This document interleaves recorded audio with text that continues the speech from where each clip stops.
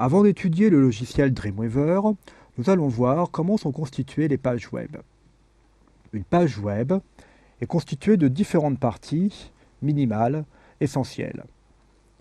La première partie est une déclaration de doctype sur lequel nous reviendrons ultérieurement.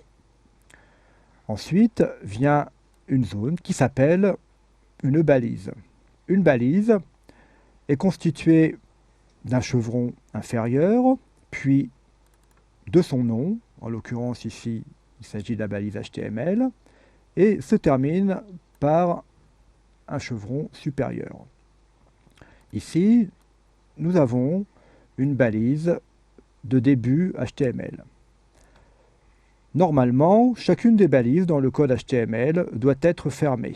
C'est ce que nous trouvons en fin de document, avec la même structure que précédemment, mais le nom HTML est précédé d'une barre oblique, un petit slash. Donc en fait, nous avons l'ensemble qui est situé là entre la balise début de HTML et fin de HTML qui constitue une page.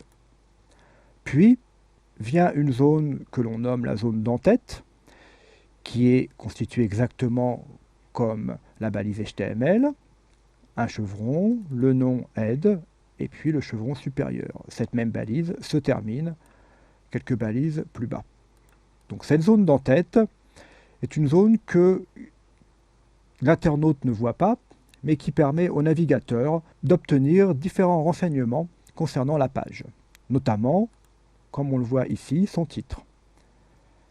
Vient ensuite une zone qui se nomme body, qui est constituée toujours de la même façon, body et fin de body. La partie body, c'est la partie visible dans le navigateur. Si nous écrivons simplement un texte à l'intérieur de cette zone, nous pourrions le voir dans l'affichage du navigateur. À l'intérieur de la zone body, les différents mots, les différentes images, les différents éléments doivent également être insérés à l'intérieur d'autres balises.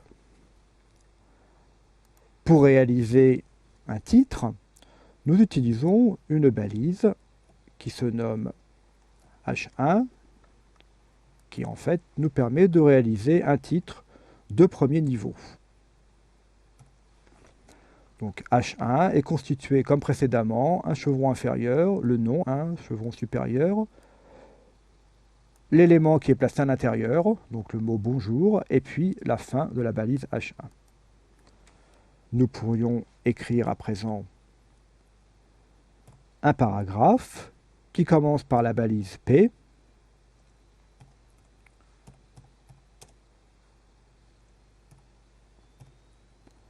et qui se termine par la fin de P.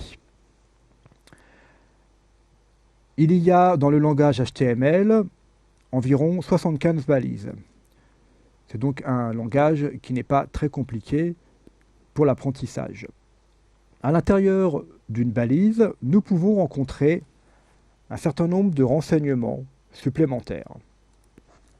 Notamment, lorsque l'on écrit une balise qui va permettre de créer un lien, nous utilisons la balise qui se nomme A.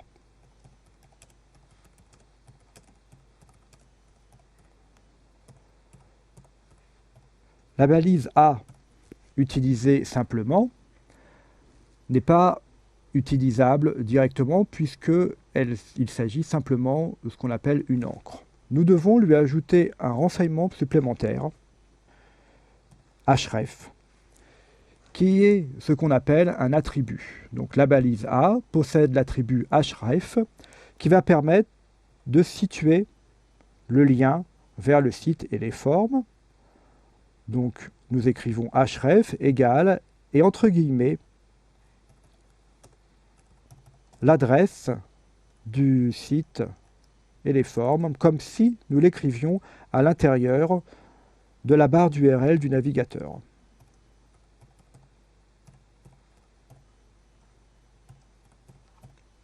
D'autres balises existent également à l'intérieur d'une même ligne si nous souhaitons ajouter un caractère un peu plus fort aux mots et les formes. Nous allons pouvoir utiliser des balises que l'on nomme une balise inline.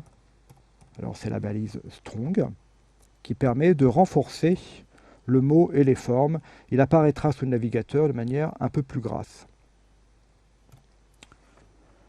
Donc la balise strong est une balise dite inline ou bien en ligne, c'est-à-dire qu'elle va être sur une même ligne de paragraphe ou bien sur une même ligne d'en-tête.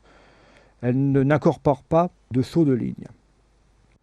Contrairement à d'autres balises comme la balise H1 ou bien la balise P qui, elles, vont incorporer un retour à la ligne.